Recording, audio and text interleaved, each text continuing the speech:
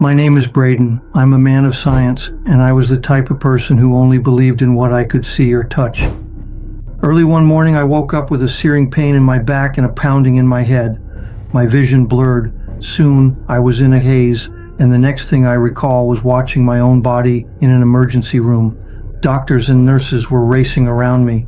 They had tubes and machines hooked up, trying to pull me back. I remember thinking, how can I be here watching them and also be over there on that table?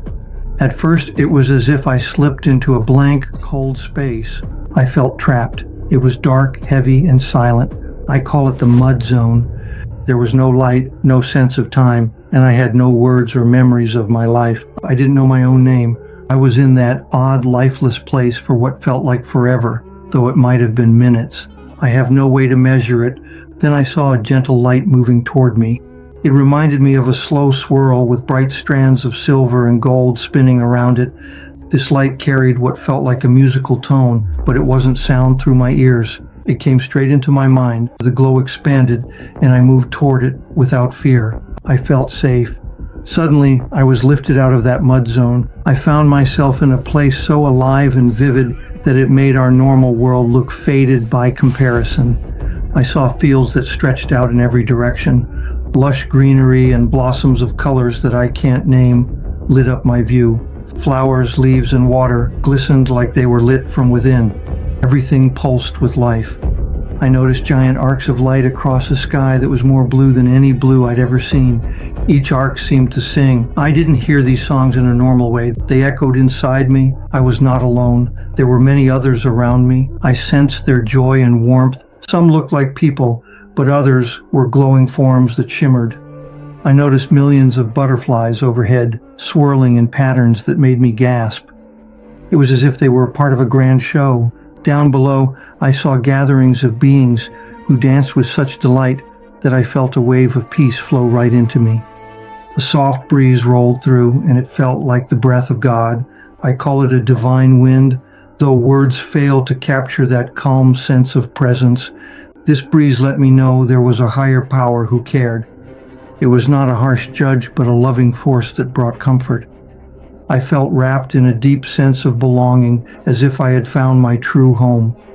As I moved through that place, the light above me soared into what looked like gates leading to even higher spaces. There was singing from above, anthems of love that rumbled through my mind. That music formed a path, and each time I focused on it, I rose higher.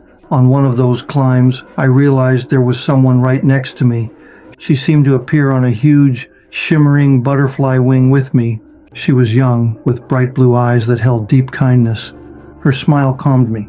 She wore simple flowing clothes in soft pastel shades, the same style as many of the joyful people below us. Though she didn't speak with words, I heard her inside my heart. She told me, "You are loved, you are cherished, you will be taken care of." In that moment, I felt waves of relief, as if all my worries melted away. It was love so strong that it made my chest ache in a good way. I stayed there with her, soaring above the fields, soaking in that compassion. While we floated, I saw what looked like a towering orchard. It sparkled as if each tree glowed from within. Curious, I found myself there in an instant. The fruit hanging from the branches shone with subtle light. The air was thick with a sweet smell. There were no signs of decay. Everything felt fresh. I touched one piece of fruit and sensed knowledge flow into me. It wasn't about facts or data. It was about purpose, kindness, and how we are all connected. As I drifted from that orchard, I entered a vast garden in the sky. The ground was like soft clouds, yet flowers of every color bloomed there. Colors were richer than anything I'd known. The petals looked like living stained glass. A radiant glow covered everything. In that garden, I sensed a presence come near. I turned, and there he was, Jesus Christ. I cannot say how I knew it was Jesus, but I felt it. His eyes were gentle and full of warmth.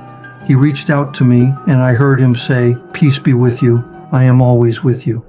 His words felt like they vibrated through my bones. Tears rolled down my face, and I wasn't afraid and I wasn't ashamed. I felt accepted. It was pure love, like he knew every mistake I'd made and still embraced me. Jesus then placed his hand on my shoulder and said, "It's not your time yet. You have work left to do. Share what you have seen and let others know they are loved." In that instant, a white glow spread from his hand across my chest. I felt my heart surge. I understood I had to return, yet there was one more place I was allowed to see, a large river of crystal water that glittered. It was so clear that it seemed to shine with its own light. On each side of this river stood columns made of bright stone. I heard voices singing. It was a choir like nothing on earth. The notes washed over me, letting me know that life never truly ends. Love never fades. Then, without warning, I was pulled back. The swirling music that had guided me up now seemed to guide me down. I fell through darkness and all went silent. The next thing I recall was gasping in a hospital bed. Tubes were in my throat and my eyes opened to see family around me. They had tears in their eyes. The doctors were in shock. They didn't expect me to survive. Yet here I was, blinking at faces I no longer recognized. In that first moment, I learned that I had been in a coma for days. My brain was inflamed by a severe infection. By all medical standards, I shouldn't have been conscious, much less capable of vivid thought. My scans showed major damage across all parts of my brain.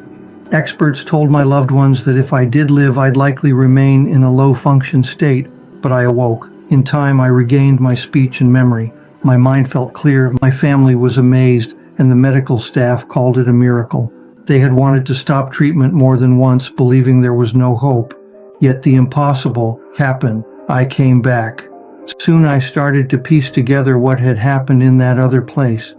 At first it was hard to put it into words because normal speech didn't do it justice. But the memories of the orchard, the sky garden, the shining river, and that bright presence of Jesus stayed strong in my mind. They felt sharper than my everyday thoughts. I spent months trying to process all this.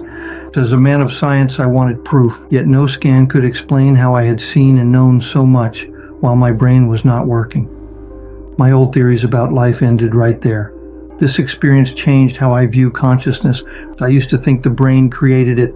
Now I see the brain as a filter that narrows our awareness down to what we need for daily life.